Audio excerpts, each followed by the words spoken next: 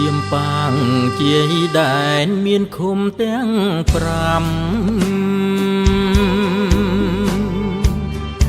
5សេកុងសកម្មប្រែមុខមាត់ថ្មី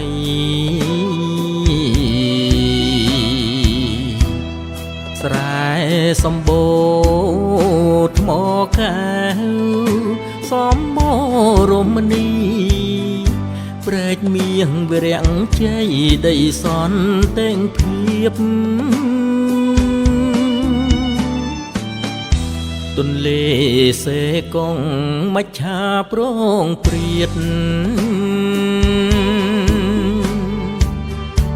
អមដោយធម្មជាតិស្រស់ឡត្រកាលលើថ្នល់ខ្វែងខ្វាត់ស្ពានឆ្លងងាយស្រួល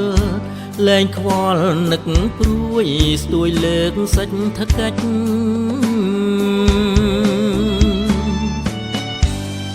វត្តពោធិជ័យបារមីសាស័ក្តិស្ថិតក្នុងដួងចិត្តប្រជាប្រុងស្រី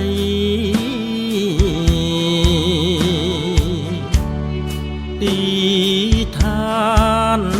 សមាធិបណ្ដុះវិន័យលើកស្ទួយតម្លៃពុទ្ធសាសនាជាតិព្រះអនុគុណគណៈមហាធម្មានុចរីអរិយជយោ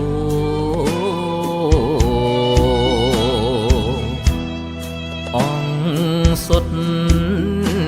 សុខាំងស្វាគមន៍ត្រេកអរបរិស័ទសាទរតទៅរៀងអើយ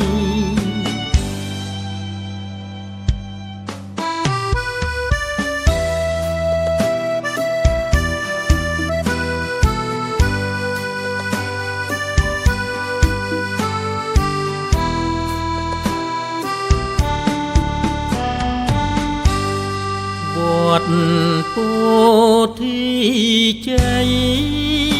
បារមីសាងសត្វស្ថិតក្នុងដួងចិត្តប្រជាប្រុងស្រី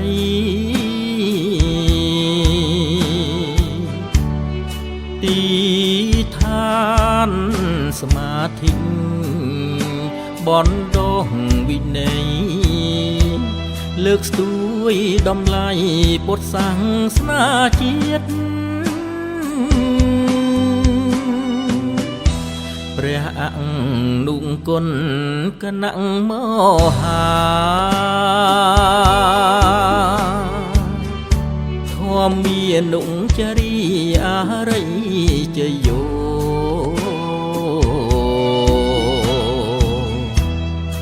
អង្គសុទ្ធសុខាំងស្វាគមន៍ត្រេកអរបរិស័ទសាទរតទៅរៀងអើយ